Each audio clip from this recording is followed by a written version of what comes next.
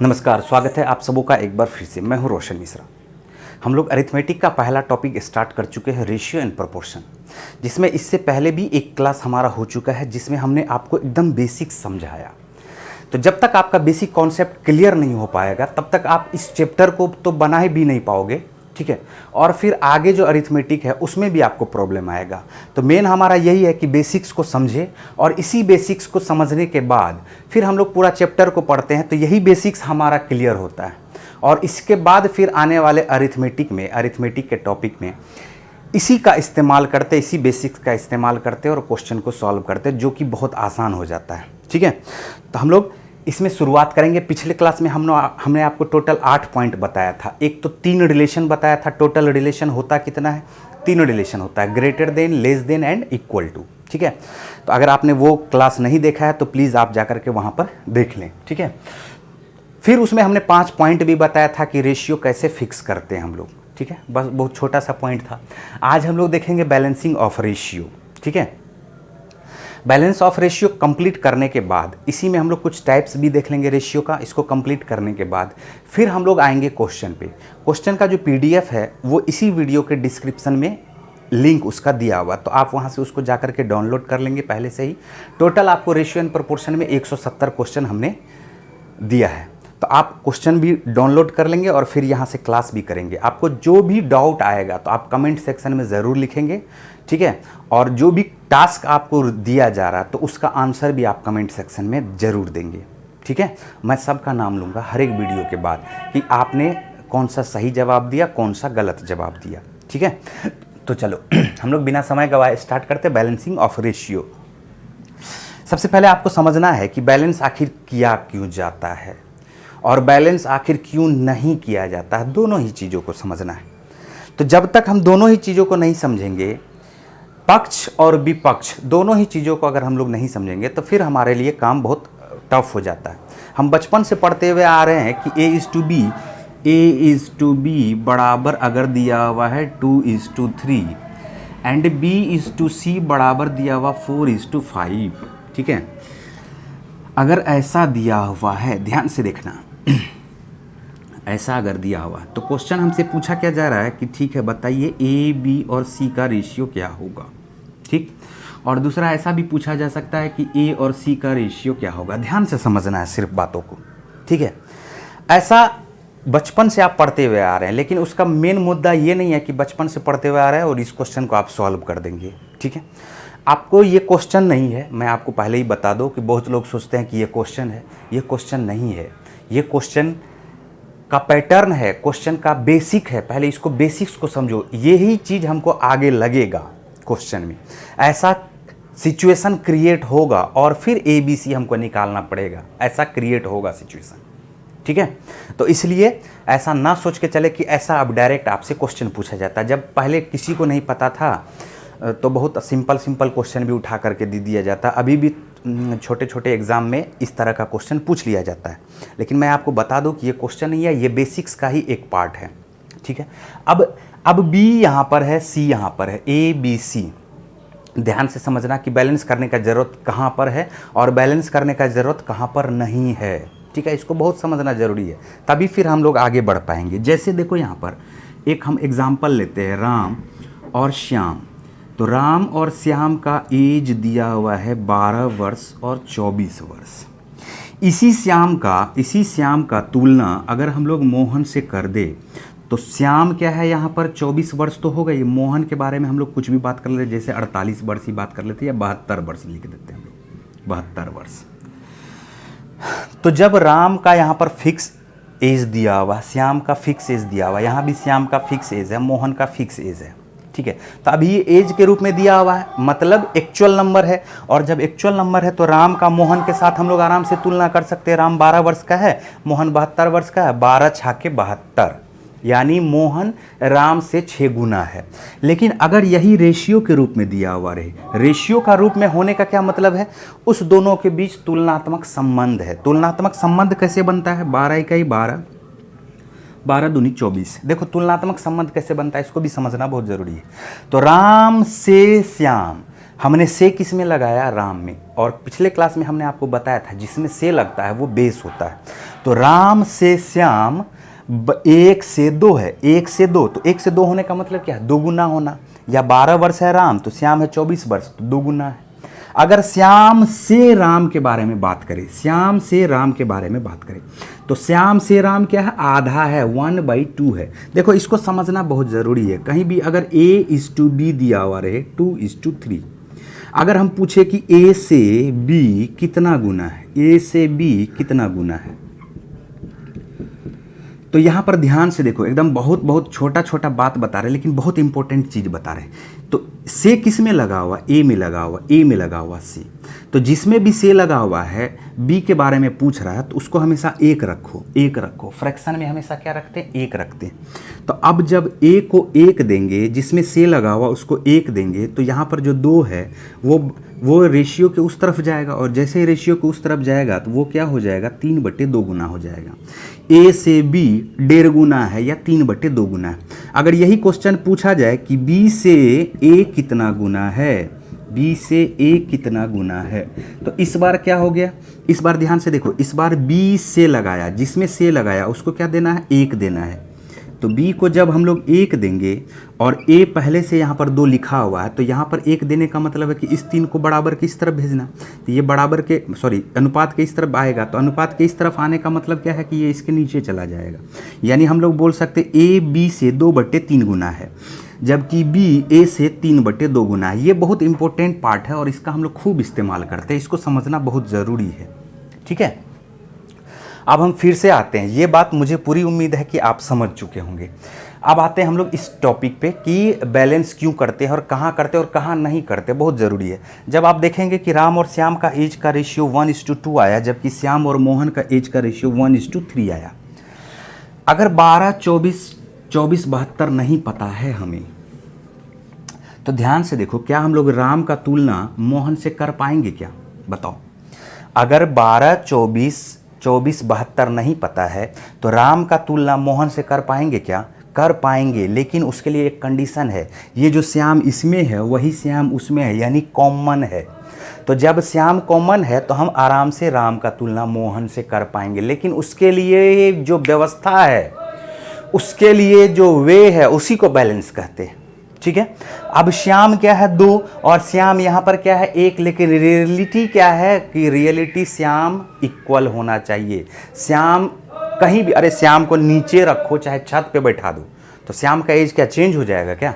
श्याम को ट्रेन में बैठा दो, श्याम को अपने गांव भेज दो, कहीं भी भेज दो, श्याम को खेत में भेज दो, तो श्याम का एज कभी चेंज होगा क्या? मतलब सेम टाइम में वही चीज़ रहेगा। तो जब सेम टाइम में वही चीज़ रहेगा और यहाँ पर श्याम हमें दिख रहा है कि ये कॉमन है, तो श्याम 2 यूनिट यहाँ पर है जबकि श्याम 1 यूनिट है। ऐसा क्यों हो पा रहा है? श्याम यहाँ पर चेंज यूनिट है और यहाँ पर अलग यूनिट है, ऐसा क्यों हो पा रहा है? उसका बहुत बड़ा कारण है कि श्याम का तुलना यहाँ पर मोहन से किया जा रहा है, जबकि इसी श्याम का तुलना राम से किया जा रहा है।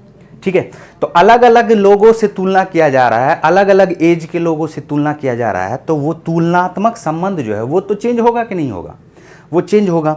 लेकिन श्याम देखो यहाँ पर 2 है और श्याम यहाँ पर 1 है, तो इस कंडीशन में करते क्या है कि जब राम का मोहन से तुलना करना रहेगा तो श्याम को कॉमन पकड़ते हैं, और श्याम को पकड़ने के बाद हम लोग बोलते हैं कि श्याम अगर 2 यूनिट है, श्याम अगर 1 यूनिट है, तो ऐसा नहीं चलेगा। श्याम असल में क्या होना चाहिए? इक्वल होना चाहिए। तो 2 और 1 इक्वल कहाँ पे होगा? एलसीएम पे। तो 2 और 1 का एलसीएम क्या होता है? 2। तो जब वहाँ पर इक्वल होगा तो हम लोग क्या करते हैं, हमें पता चल चुका है इसका एलसीएम क्या होना चाहिए? 2। अब जब 2 पे इक्वल होगा तो 2 इसको रहने ही दो, 2 ठीक है। अब इसको 2 करेंगे, यानी यही श्याम जो यहाँ पर 2 है, तो यहाँ पर भी 2 करने के लिए क्या करते हैं? इसमें 2 से मल्टीप्लाई करते हैं। लेकिन रेशियो का एक रूल ये है कि जब हम एक टर्म में 2 से मल्टीप्लाई करेंगे तो दूसरे टर्म में भी 2 से मल्टीप्लाई करना पड़ेगा। क्यों करना पड़ेगा? अभी देखो 1:3 इसके रेशियो पे कोई इफेक्ट ना पड़े, उसके कारण हमको जब एक टर्म में मल्टीप्लाई करना है तो दूसरे टर्म में भी मल्टीप्लाई करना ही पड़ेगा। अगर हम इस 2 को काट देते तो देखो फिर से 1:3 हो गया, मतलब इसके रेशियो पे कोई इफेक्ट नहीं पड़ा। ठीक है, तो प्रॉपर्टीज ऑफ रेशियो भी है कि अगर एक टर्म में आप 2 से मल्टीप्लाई करें तो दूसरे टर्म में भी 2 से मल्टीप्लाई करना पड़ता है। अब आप यहाँ पर अगर गौर से देखें तो राम जो 1 यूनिट था, श्याम 2 यूनिट था। अब वही श्याम फिर से यहाँ पर 2 यूनिट है और मोहन क्या है? 6 यूनिट है। तो जैसे ही बैलेंस होता है तो हम लोग राम का तुलना 1 से 6 6 गुना हम लोग बहुत आसानी से कर पाते हैं। ठीक है, तो बैलेंस कहाँ पे ज़रूरी है ये बात समझ में आ गया। अब यही चीज़ देखो, जो श्याम यहाँ पर 2 है, ठीक है, श्याम यहाँ पर 2 है, अगर ये सोहन होता और सोहन का तुलना ऐसा दिया हुआ था 1:3, तो राम और श्याम 1:2, सोहन और मोहन का एज 1:3। अगर हम पूछते कि राम और मोहन का एज का रेशियो बताओ, तो क्या करते, 1:3 बोल देते क्या? नहीं बोलते। क्यों नहीं बोलते? क्योंकि हमें पता ही नहीं है हम कैसे इस दोनों को एक दूसरे के साथ रिलेट कर पाएंगे। अरे कुछ कॉमन होता तभी तो। 1:3 का मतलब 10-30 भी हो सकता है, 1:3 का मतलब 100-300 भी हो सकता है, 1:3 का मतलब 1 करोड़ 3 करोड़ भी हो सकता है।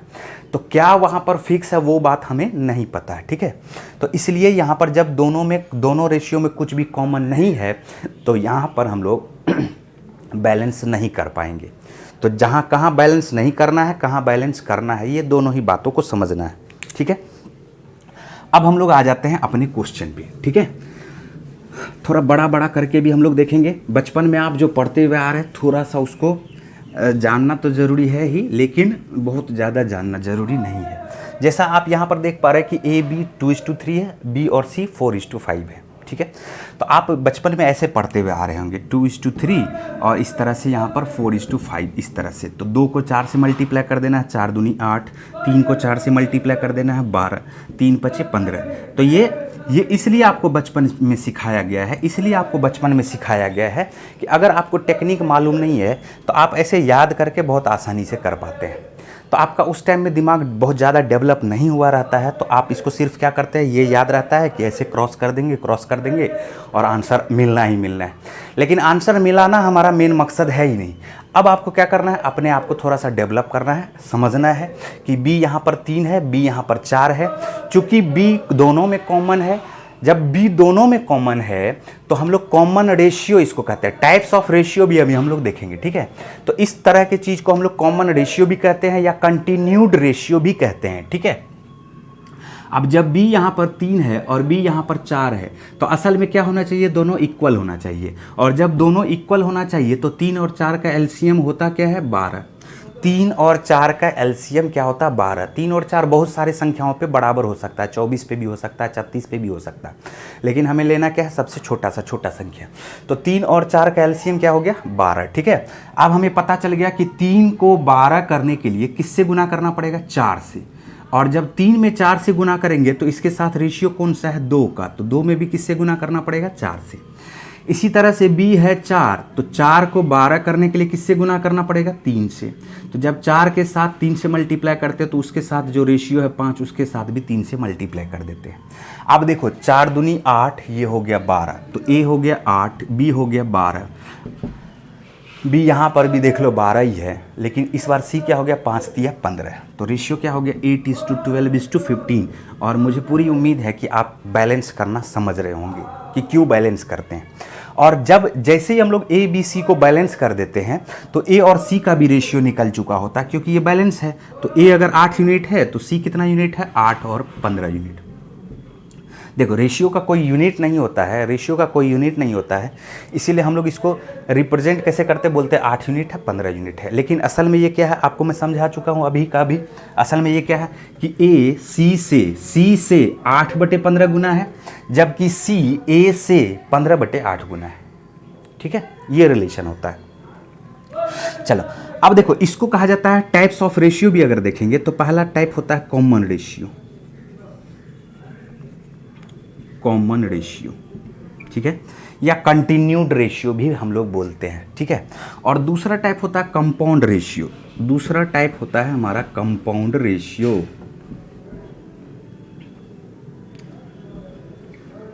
कंपाउंड रेशियो, देखो कंपाउंड वर्ड का बड़ा लीला है। कंपाउंड वर्ड बड़ा लीला वाला चीज़ है। लीला वाला चीज़ होने का मतलब क्या है कि कंपाउंड जिसके साथ भी लग जाए। देखो कंपाउंड फ्रैक्शन, तो फ्रैक्शन के साथ कंपाउंड लगा तो हम लोग क्या बोलते हैं, फ्रैक्शन ऑफ फ्रैक्शन। रेशियो के साथ कंपाउंड लगा तो ratio of ratio. Compound interest एक टॉपिक है, बहुत खतरनाक टॉपिक है। ठीक है, कंपाउंड इंटरेस्ट, तो कंपाउंड इंटरेस्ट का भी मतलब क्या हो जाएगा, interest of interest is called compound interest. तो कंपाउंड किसी के साथ भी लग जाए तो आपको समझ में आ गया कि आपको करना क्या है। तो रेशियो जब लिखा हुआ कंपाउंड रेशियो, तो इसका मतलब क्या हुआ, रेशियो ऑफ रेशियो। तो देखो ध्यान से एक बार फिर से देखते हैं। कॉमन रेशियो ये तो पता चल गया, बैलेंस करके हम लोग बना लेते हैं। अब देखो कंपाउंड रेशियो को समझना बहुत ज़रूरी है। कंपाउंड रेशियो हम लोग डायरेक्ट भी, अगर ये हम लोग नहीं भी निकालते, 8, 12, 15 नहीं भी निकालते, और क्वेश्चन सिर्फ हमसे पूछा जाता है कि 8a/c बराबर क्या होगा, तो कंपाउंड रेशियो के का हेल्प लेकर के हम लोग ए और सी का रेशियो निकाल चुके होते। कैसे निकालते हैं, जब हमसे क्वेश्चन पूछा गया, देखो ध्यान से, इसी क्वेश्चन में मैं बताता हूँ आपको। तो a/b बराबर 2:3 है, b/c बराबर 4:5 है। तो यहाँ पर बिना बैलेंस के भी हम लोग a/c निकाल सकते हैं। कैसे, रेशियो ऑफ रेशियो निकाल दो। रेशियो ऑफ रेशियो निकालने का मतलब है a/b, मैंने बताया था कि ये रेशियो का फ्रैक्शनल फॉर्म है, a/b इंटू b/c करके। तो देखो जो रियल में b है, जो एक्चुअल में b है, तो b से b कट जाएगा क्रॉस में, तो बचा क्या रह जाएगा, a/c बचा हुआ रह जाएगा। अब a/b का मतलब यहाँ पर क्या दिया हुआ, 2/3, देख लो 2/3, और b/c का मतलब क्या दिया हुआ, 4/5। बताओ दिया हुआ क्या। तो हम लोग ऐसे लिख सकते हैं 4 दूनी 8 और 5 दिया 15। देखो a और c का रेशियो 8/15 ही आया क्या। तो कंपाउंड रेशियो का हेल्प लेना है, कंपाउंड रेशियो का बड़ा में कंपाउंड रेशियो का हम लोग हेल्प लेकर के भी क्वेश्चन को सॉल्व कर सकते हैं। ठीक है, तो ध्यान से आपको समझ में आ गया, ये दो टाइप आपको समझ में आया, कॉमन रेशियो और कंपाउंड रेशियो। इसके बाद भी बहुत सारा टाइप होता है रेशियो का, हम लोग धीरे धीरे समझते जाएंगे क्वेश्चन में ही। अभी हम लोगों का मेन मुद्दा क्या है, बैलेंस ऑफ रेशियो देखना। ठीक है, चलिए, तो यहाँ पर आपका ABC का जो रेशियो आ गया वो क्या आ गया, ABC का रेशियो जो आ गया वो आ गया 8, 12, 15। ठीक है, ये क्लियर हो चुका है। नेक्स्ट थोड़ा सा देख लो, अभी इसको बड़ा कर देते हैं। इफ़ क्वेश्चन दिया हुआ AB का रेशियो है 1:2, ठीक है, एंड BC का रेशियो दिया हुआ है 3:4, BC का रेशियो दिया हुआ 3:4, एंड C और D का रेशियो दिया हुआ है 2:3। तो क्वेश्चन जो हमसे पूछा जा रहा है वो पूछा जा रहा है A, B, C and D बराबर क्या होगा। और एक और क्वेश्चन आप इसमें ले लो कि A और D बराबर क्या होगा। देखो अभी हम लोग इसको क्वेश्चन की तरह ले रहे हैं, लेकिन हमने आपको बताया क्या कि ये असल में इस तरह का क्वेश्चन अब अराइज नहीं करता, छोटे छोटे एग्जाम में अराइज करता है, लेकिन ये हमारा बेसिक्स है। इस तरह का स्थिति उत्पन्न होगा कि इस तरह से हम लोग को बैलेंस करना पड़ेगा। ठीक है, तो जो अभी समझा रहे हैं पहले उसको समझने का कोशिश करना आपको। तो A/B बराबर क्या दिया हुआ 1:2, B/C बराबर दिया हुआ 3:4, C/D बराबर दिया हुआ 2:3। और इस कंडीशन में क्वेश्चन पूछा जा रहा है ABCD बराबर क्या होगा और A/D बराबर क्या होगा। अगर सिर्फ यही क्वेश्चन रहता A/D बराबर क्या होगा, तो आपको पता है कि जहाँ से शुरू कर रहा है A/B और जहाँ पर अंत कर रहा है वहाँ तक का रेशियो ऑफ रेशियो निकाल लेंगे, यानी A/B into B/C into C/D ऐसा कर देते हैं। तो देखो B से B कट जाएगा, C से C कट जाएगा। देखो B से B भले ही कट जाए, C से C भले ही कट जाए, एक्चुअल नंबर भले ही कट जाए, बट रिलेशन कट सकता है क्या, नहीं कट सकता। तो A/B का रेशियो क्या दिया हुआ, A/B का रेशियो दिया हुआ 1:2। पहले मैं आपको कंपाउंड रेशियो ही समझा देता हूँ।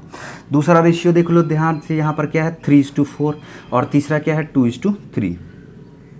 तो यहाँ से देखो 2 से 2 कट जाएगा, 3 से 3 कट जाएगा, इसका रेशियो क्या आ जाएगा 1:4, यानी A/D बराबर हमारा जो आंसर आ जाएगा वो क्या आ जाएगा 1:4 के। ठीक है, तो बिना बैलेंस किए हुए भी हम लोग कंपाउंड रेशियो बड़ा आसानी से निकाल सकते हैं।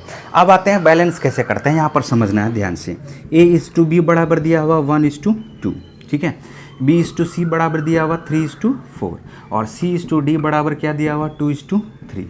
ठीक, अब यहाँ पर देखो कि अगर इस दोनों रेशियो में देखोगे, इस दोनों रेशियो में, तो यहाँ पर B है 2 और यहाँ पर B है 3, तो ये कॉमन है।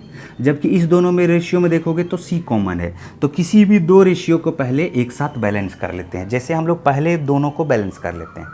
तरह तरह का स्थिति उत्पन्न होगा, कभी कभी हम लोग को लास्ट वाला और दूसरा वाला को बैलेंस करना पड़ता है। तो ये तब आपको समझ में आएगा जब आपका रियल में कॉन्सेप्ट क्लियर हो चुका होगा। अभी B यहाँ पर 2 है, B यहाँ पर 3 है, तो 2 और 3 है, दोनों का एलसीएम लेंगे तो 2 गुना 3 होगा, यानी 3 में 2 से गुना करना पड़ेगा। बताओ करना पड़ेगा क्या। तो जब 3 में 2 से गुना करेंगे तो 4 में भी 2 से करना पड़ा, और B में किससे करना पड़ेगा 3 से करना पड़ेगा, ये वाला 3। तो A में भी 3 से गुना करना पड़ेगा क्योंकि इसके साथ रेशियो इसका है।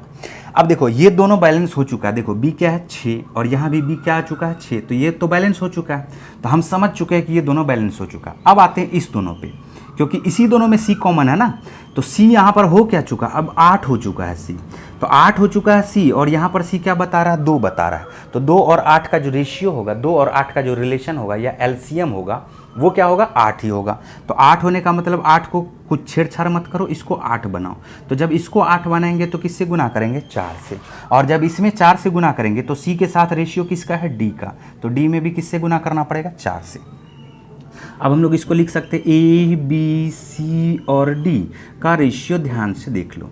अब a क्या आ चुका है 3, b क्या आ चुका है 6, c क्या आ चुका है देख लो 8 और d क्या आ चुका है 12, देख लो। तो इसका जो रेशियो हो जाएगा ए बी सी डी का रेशियो वो हो जाएगा 3:6:8:12। अगर अब हम लोग निकालते हैं ए और डी का रेशियो, यानी जो हमने पहले ही निकाल दिया था कंपाउंड रेशियो, अगर अब निकालते हैं तो ध्यान से देखो ए कितना यूनिट है 3 यूनिट, जबकि बी कितना यूनिट है 12 यूनिट, तो इस दोनों का रेशियो क्या हो गया 1:4 ही हो गया, यानी रिलेशन क्या हो गया 1:4। तो इसका जो आंसर यहाँ भी देख लो A:D बराबर क्या हो गया 1:4। अरे क्लियर हो पा रहा है क्या?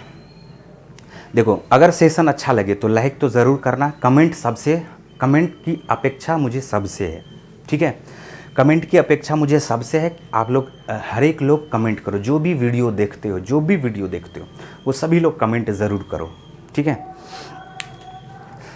चलो ठीक, तो ये बात आपको क्लियर हो गया कि किस तरह से हम लोग बैलेंस करते हैं। आगे थोड़ा सा और बढ़ते हैं, थोड़ा सा और आगे बढ़ते हैं। अब देखो बैलेंस थोड़ा थोड़ा हम लोग क्या करते जाएंगे, इसको बड़ा करते जाएंगे। बैलेंस कहाँ किया जाएगा? बैलेंस कोई ज़रूरी नहीं कि सिर्फ इसी तरह का क्वेश्चन में किया जाएगा, कहीं भी किया जा सकता है बैलेंस। बैलेंस को समझना पड़ेगा कि क्यों करते हैं बैलेंस, ठीक है, नहीं तो फिर गड़बड़ हो जाएगा आपका। बहुत इंपॉर्टेंट मैं टॉपिक आपको बता रहा हूँ। नेक्स्ट पे आते हैं। जैसे क्वेश्चन अगर ऐसा दे दिया, इफ़ A:B+C का रेशियो दिया हुआ 1:2, ठीक है, एंड दे दिया है एंड B:A+C का रेशियो दिया है 1:3। तो क्वेश्चन अगर हमसे ऐसा पूछ दे कि A, B और C बराबर क्या होगा, A, B, C बराबर क्या होगा। अब यहाँ पर जैसे कि हमने आपको बताया था कि बैलेंस कहाँ किया जाता है और कहाँ नहीं किया जाता। अब आप सोच रहे होंगे कि A, B, C, यहाँ पर B और AC है, तो इस दोनों में बैलेंस करेंगे तो करेंगे क्या, कुछ तो कॉमन नज़र नहीं आ रहा है। लेकिन नज़र नहीं आ रहा है तो इसका सीधा सा मतलब है कि आपको बढ़िया से समझ में नहीं आया, नज़र आना चाहिए। तो बैलेंस किसको कर सकते हैं, आपको देखना है कि A यहाँ पर कॉमन नहीं है, अरे C के साथ है ना, B यहाँ पर कॉमन नहीं है, C यहाँ पर कॉमन नहीं है, तो है क्या कॉमन, अरे सब मिल के कॉमन है। A B C सब मिल के कॉमन होगा। A B C कहीं भी अगर तीनों को एक साथ देखा जाए और उसी तीनों को फिर कहीं दूसरे जगह भी देखा जाए तो वो क्या होगा, तीनों मिल के कॉमन होगा। और तीनों जब मिल के कॉमन होगा तो ध्यान से समझना है, A B+C और B A+C। तो इस बार A+B+C टोटल ये कितना यूनिट को बता रहा है, 3 यूनिट को, जबकि A+B+C ये टोटल कितना यूनिट को बता रहा है, 4 यूनिट को बता रहा है, ठीक है। तो जब 3 यूनिट है, 4 यूनिट है, ये 3 यूनिट है, टोटल कितना यूनिट है 3 यूनिट, और ये टोटल कितना है 4 यूनिट है। तो 3 और 4 मिलके क्या हो जाता है, 3 और 4 को मल्टीप्लाई करेंगे तो 12 हो जाता है, या 3 और 4 का एलसीएम क्या हो जाता है 12 हो जाता है, ठीक है। तो हम लोग को करना क्या है कि इस टर्म को 12 करना है और इस टर्म को भी क्या करना है 12 करना है, लेकिन टोटल को। तो जब इसको 12 करेंगे, ये टोटल क्या है 3 है, तो 3 में किससे गुना करना चाहिए 4 से। टोटल 3 है, 3 में किससे गुना करना चाहिए 4 से, और जब 3 में गुना करेंगे 4 से तो अलग अलग टर्म को भी 4 से मल्टीप्लाई कर देते हैं। देखो तो 1 गुना 4 क्या हो जाएगा 1 गुना 4, और ये क्या है 2 गुना 4। अरे अलग अलग करो चाहे एक साथ करो, बात वही हो गया ना। 1 में 4 से गुना किए, 2 में 4 से गुना किए, या 3 में 4 से गुना किए, वही बात हो गया। देख लो यहाँ पर, तो ये हो गया 4 और ये क्या हो गया 8 हो गया। आप क्या देख पा रहे, A हो गया 4 और B+C क्या हो गया 8, तो टोटल मिलके देखो तो 8 4 12 हुआ कि नहीं हुआ, ठीक है। इसी तरह से B और AC का रेशियो देखो, B 1 दिया हुआ है और A और C मिलके 3 दिया हुआ, तो टोटल मिलके क्या है 4, तो जब टोटल मिलके 4 है, इसको करना 12 है, तो 12 करने के लिए 4 को 3 से मल्टीप्लाई करना पड़ता है, तो 3 से मल्टीप्लाई कर दिया हमने अलग अलग। तो अब बी हमारा हो चुका है 3 और ए और सी मिल के हो चुका है हमारा 9। ठीक है, अब यहाँ पर ध्यान से देखो, तो ए बी सी हम लोग एक साथ लिखते हैं, ध्यान से देखो। तो जो अलग अलग है उसको पहले लिख लो। ए अकेला है यहाँ पर, तो ए को हम लोग 4 लिख देते हैं। बी अकेला है यहाँ पर, तो बी को हम लोग 3 लिख देते हैं। ठीक है, अब आते हैं सी पर। तो सी कहीं से भी निकाला जा सकता है। अरे टोटल हमारा क्या है, 12 है ना, ए बी सी मिल के टोटल क्या है, 12। तो 12 में से 7 को घटा देंगे तो 5 हो जाएगा।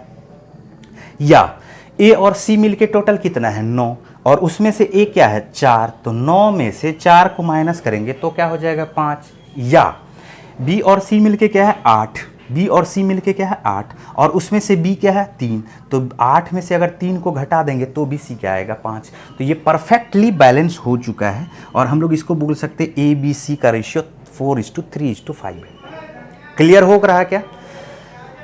तो ये इसी तरह से बैलेंस ऑफ रेशियो है, और बड़ा बड़ा संख्याओं को भी हम लोग बैलेंस करेंगे। तो मुझे तो लगता नहीं है कि ये इस एक क्लास में आपका ये बैलेंस ऑफ रेशियो कंप्लीट हो पाया है। ठीक है, तो नेक्स्ट क्लास में हम लोग और भी थोड़ा सा बैलेंस करेंगे, इसके लेवल को थोड़ा सा अप करेंगे, और उसके बाद मैं आपको कल बताऊंगा पूरे अरिथमेटिक में किस किस टॉपिक में वहाँ पर हमें बैलेंस करना चाहिए। ठीक है, कैसे बैलेंस होता है। एज भी बैलेंस होता है, एज से तो हम रिलेटेड क्वेश्चन ही आपको बता रहे, एज भी बैलेंस होता है।